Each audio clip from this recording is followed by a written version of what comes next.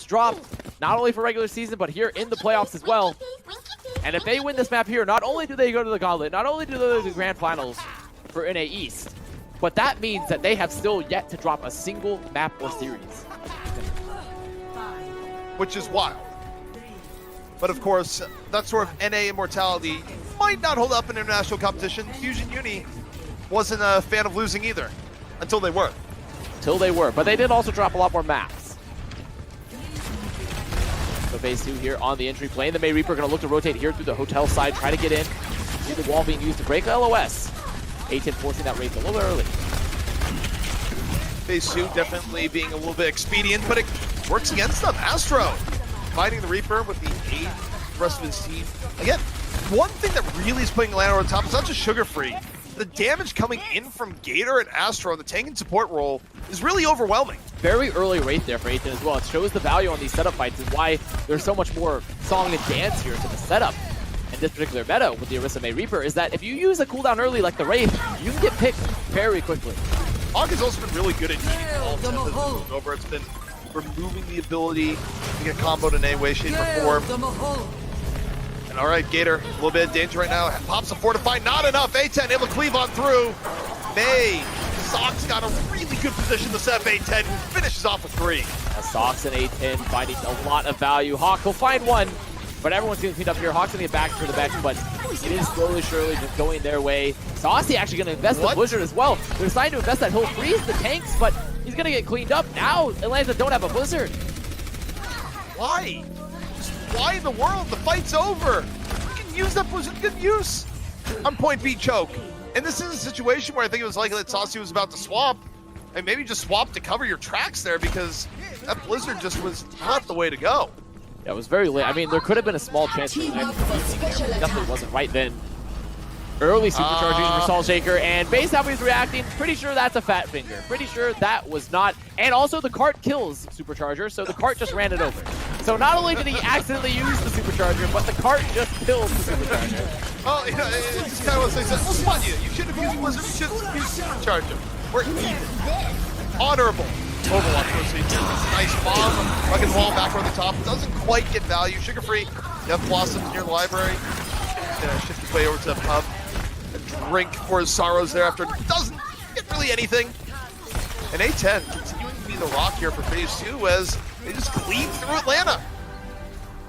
ASU finding a much better engager. Sugar Free, he drops behind while the bomb comes out. He was waiting for that D.Va bomb to come out, and the D.Va was not there to eat it, but he was also so far away from the rest of the phase 2 team that couldn't really get anybody anyways. Phase 2 had already won the engage with the Blizzard before that. Pika gonna go back, reset. Coming back here on the D.Va does not want to be staggered. Now Atlanta, they have the chance here to enter into the fight. About to have Blizzard again, though as I say that, bye-bye to Kodak, a lot of heals gone. Icicle on target, Atlanta down 1 already. The speed run continues. A10 moves forward, drops Death Blossom into the back. Gets the Orisa down immediately. Pika in danger, Coalescence. We're not going to be in time. Sugar Free strength potentially bring this back. Atlanta, they drop the beat, they move on forward. The Blizzard, it's kind of preemptive. It zones phase 2 off the point, though. And Atlanta trying to fight this one back. They lose pilot. Sugar Free goes to back, another Death Blossom. This time gets the Lucio. Still phase 2, they're in the fight. Pika's gonna get the remech as well. And you see Sox is getting close to the Blizzard. Atlanta, they're pretty drained on the ults, and even though they're down 1, Sugar Free's behind. He's not helping the team. He's not really stopping anyone right now. He's gonna take the duel, the Reaper duel. He's got to leave now. Fighting this time in the back. Atlanta still delaying, but here comes the Blizzard, and now they gotta stay on that point. They get off even for a second, they lose point B, and that's exactly what's gonna happen here. The Blizzard in a well-placed spot, and really, I think there's a key point of difference between the two teams right now. Sox has been playing a much better May. Sox's May has been spectacular. Even A10's Reaper as well has definitely been a little bit of a Sugar Free on this map. I mean, they're just getting consistently more value. Doesn't really matter if you drop a Lucio in this fight, unless they're really going to walk away from their ult and lose a beat. Teams can stay in that fight for that long, and phase 2 managed to stay in there. Atlanta taking their time on the next setup. Phase 2, they are a little bit drained. You have to think for A10. Verticality is going to be the name of the game here. Death Blossom ready, and they open up the Supercharger. So they're looking for the poke game, and Atlanta, supercharger of their own. Takes out a bit. Here comes A10. Over. Death Blossom. Not quite getting as much, but feedback might be enough. Saucy drops the Blizzard, but again, the Blizzard not really where it needs to be. I mean, phase 2, they just split, and they still hadn't forced any of those cooldowns for phase 2. Not only were Atlanta split, they weren't really positioned to actually follow on the Blizzard. None of the cooldowns were forced for phase 2. They hadn't removed any of the movement abilities. They hadn't actually corralled anyone into a position that was easy to kill. So now phase 2, their cart is continuing to move. They're getting more and more ults. Atlanta, they're gonna have to stop the push here now that they have to beat the bomb. Back over. Self-destruct. It's pretty high to start things out here. The back. Buys a little bit of space. Lets Atlanta get back on the point, but Sugar Free's down! Moves the Reaper. Reaper down on the other side. Hawk able to get to the back once more. The Blizzard. This is huge! Sox continuing to be the master of ice.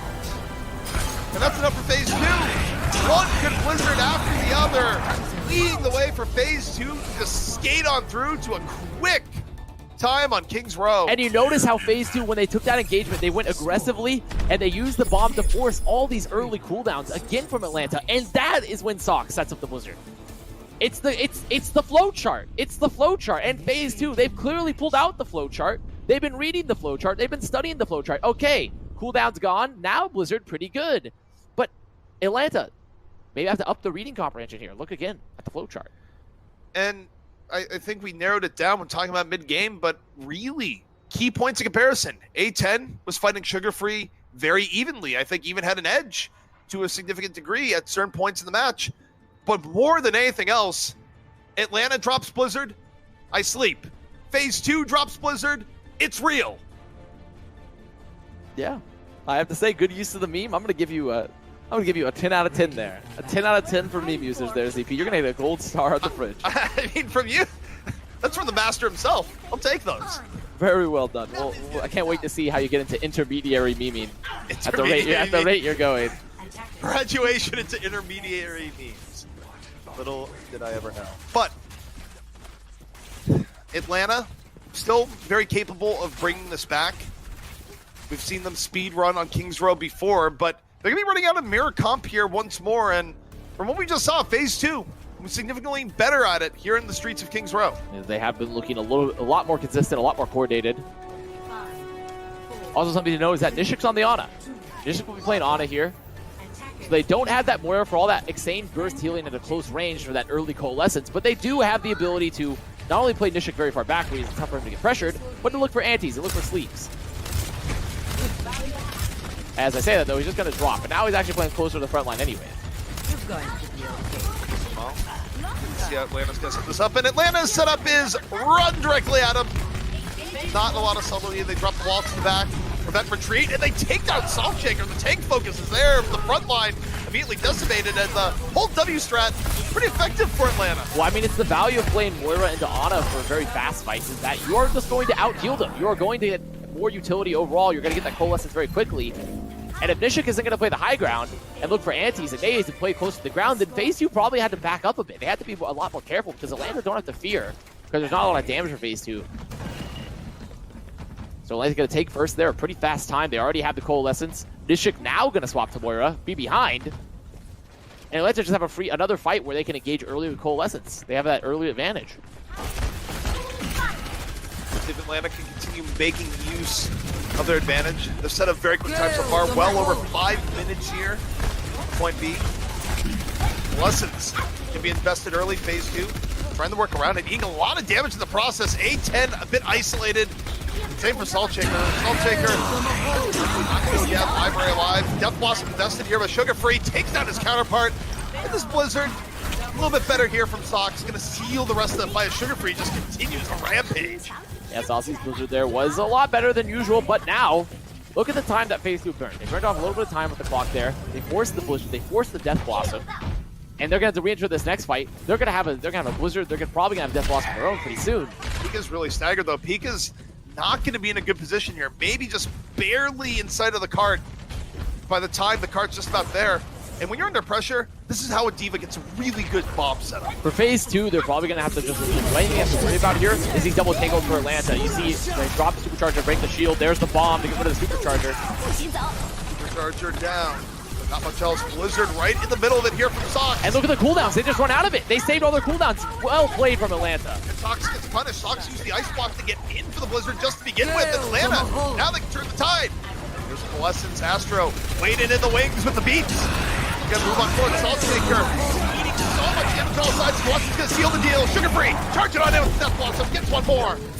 And Atlanta setting an even quicker time here on point B. In phase 2, they get back to the cart, but they're a little overzealous. They're a little bit overzealous there with their ults. They were hoping that they get value for the Mail there because while Hawk was bombing, they throw out the Blizzard.